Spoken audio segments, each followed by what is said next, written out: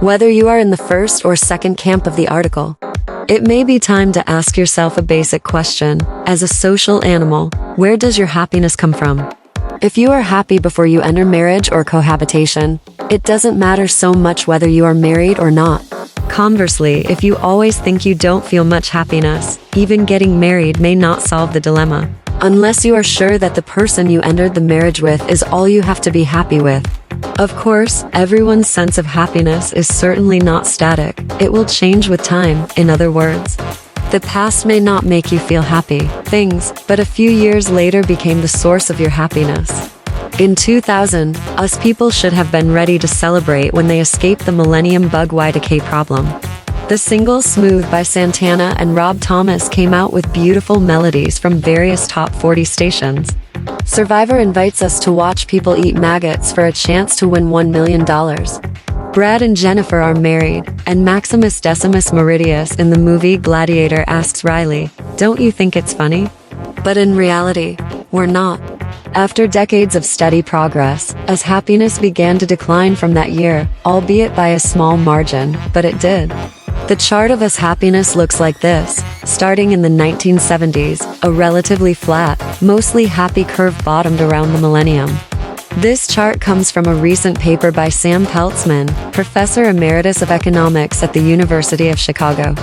In the study, which has not yet been peer-reviewed, Peltzman looked at data from the General Social Survey, which has been asking thousands of us people since 1972. Overall, how do you feel about the current situation? Would you say you are happy, fairly happy, or not very happy? If you imagine the big data sample as 100 people, about 50 people in history would say they were fairly happy. In the 1970s, about 35 people would say they were very happy, while 15 would say not very happy. That began to change around 2000, with about 32 people now saying they are very happy and 18 saying they are not very happy. To quote the lyrics of a song from Destiny's Child back then, why did it suddenly change? After analyzing demographic data on income, education level, race, region, age and gender, Peltzman found that the decline in happiness was largely due to one thing. Married people were happier, while fewer people were married in the US. In 1980, 6% of 40-year-olds had never been married, but today it has reached 25%, too. The recent decline in the percentage of married adults could statistically explain the recent decline in overall happiness, he wrote. According to the data, married people are happier than unmarried people. Of the 100, 40 married people would say they are happy, while 10 would say they are unhappy. But single people are roughly evenly distributed between happiness and unhappiness. Whether you're divorced, widowed, or never married actually doesn't matter much. If you're not married, you're less happy. The only happy people in the last 50 years have been married people, Peltzman told me. A single paper might be easy to overlook, but it's a pretty consistent finding. From decades of social science research, married people are happier. There's no question about that. Frankly, this is confusing to me, because I'm recently trying to get married after 13 years of cohabitation, and it doesn't make me very happy. I say trying because something that should be entirely under my and significant others' control relies on a large and expensive bureaucracy that doesn't always respond to my emails in a timely manner. In theory, marriage doesn't cost a lot of money. A marriage license usually doesn't cost more than $100. But in reality, the cost can be quite substantial. According to a survey by the Knot 8, the average wedding today costs $30,000. Prenuptial agreements are growing in popularity. The Harris poll recently reported that 15% of us people have signed a prenuptial agreement. Furthermore, this does not include the mental stress of confirming, following up, and coordinating with all relevant entities related to marriage, which inevitably get involved in the process. Getting married, especially at an older age, is difficult and expensive, even for people like me and my boyfriend, who didn't plan an actual wedding. As of this writing, we are still waiting for my prenuptial agreement lawyer to get back to me, so that I can go through a bunch of paragraphs that start with "as mentioned" to figure out any changes I want to make. Then have my boyfriend's prenuptial agreement lawyer coordinate those changes, and subsequently, we can notarize them. This will cost at least $1,200 each of us, plus the $600 we've already spent drafting a prenup. I also didn't think I needed a prenup until I met a physical therapist who rubbed my back and told me her own painful divorce story, nearly bankrupting her. I'm not sure which is more incredible, the process or picking out a health insurance plan. Marriage is also thought to take away joy and freedom. Bachelorette parties are proclaimed to be the last bash before putting on the ring. Just as in marriage, you don't have much of a bash, just throw tissues in the kitchen. Bachelorette life is freewheeling, fun and wonderful. Marriage is settling down to earth, stable, and not very happy. How can something so boring and constrained possibly make people happy? Peltzman doesn't explore why married people are happier, but other researchers have done so and divided them into two competing camps. The first camp, which is that cynics like me believe that marriage doesn't make you happier. Conversely, people who feel happy get married. For example, a 15-year study of more than 24,000 people in Germany found that those who got married and stayed married were happier from the start than unmarried people, and that the increase in happiness they gained from marriage was short-lived. 10.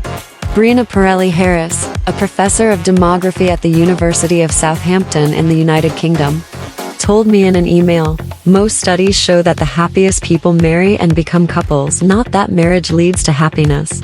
According to this theory, as people are less happy and they no longer think about getting married, and the two trends are either less related or depressed people are not in the mood to plan for weddings.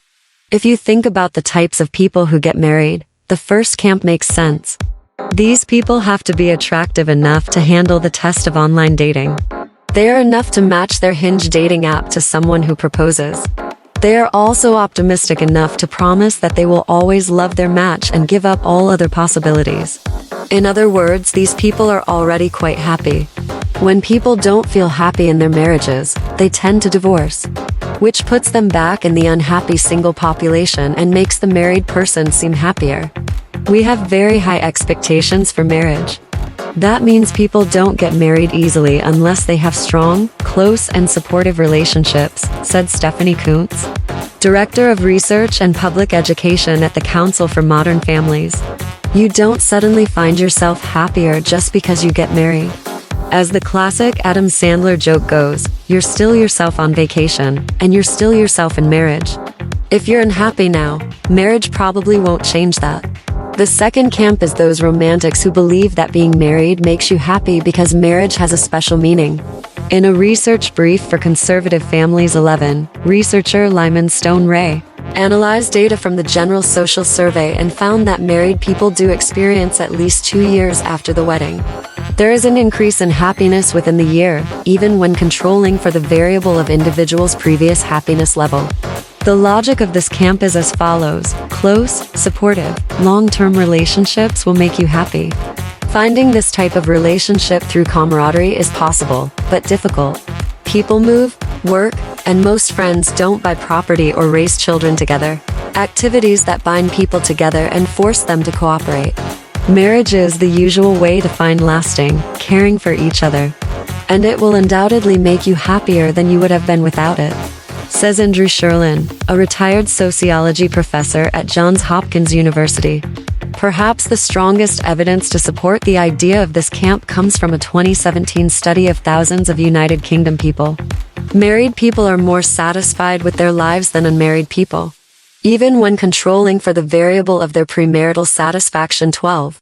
The study also found that married United Kingdom people are still highly satisfied even after many years of marriage, meaning the increase in happiness is not fleeting, and that marriage protects couples to some extent from the midlife decline in happiness that most people experience. The study also found that those who reported the greatest happiness gains from marriage were those who described their spouse as their best friend. These people received almost twice as much satisfaction from marriage as others. Therefore, a spouse is like a super best friend. Ideally, they are committed to helping you with all the things that are important to you for the rest of their lives, Stone says. A good spouse will cushion you from the stress of work, children, family of origin. They will give you emotional or financial support that enables you to feel and think with double strength, as George Eliot put it. Because you live under the same roof, your spouse is always there. Gee, they are always there. This can be irritating until one day you may actually need a friend. But the question remains, why get married? As a cohabitant, I feel like I'm enjoying all the benefits of marriage, without even spending a minute worrying about the details of the wedding. In countries where unmarried cohabitation is common and relatively acceptable, it has similar benefits to marriage. 13. For example, a study of people in Germany found 14 that cohabitation brought about two-thirds the increase in happiness as marriage. The study did not explain the slight gap between married people and cohabitants, but it is possible that some cohabitants are not satisfied with their significant others enough to take the step of marriage. In these cultures, cohabitation is like a fake couple, supporting each other in a very similar way. It's about sharing the bits and pieces of life, said John Helliwell, an emeritus professor of economics at the University of British Columbia. And the legal factor is probably the least important part of it. But in the US, people don't tend to live together year after year, not including now. They usually choose to marry outright. I've been waiting for decades for us people to have long-term cohabiting relationships like Europeans, but it hasn't happened, Skelling said. Happy cohabitation is not common in the data because there are so few of us. For me, getting married is more about form than emotion. I'm tired of being someone in my late 40s who still has a boyfriend. People keep asking me if I'm against marriage, and I can only sheepishly answer that I'm just not willing to spend thousands of dollars on a piece of paper. My significant other has been with me for 13 years. He is the first person I will call with good or bad news.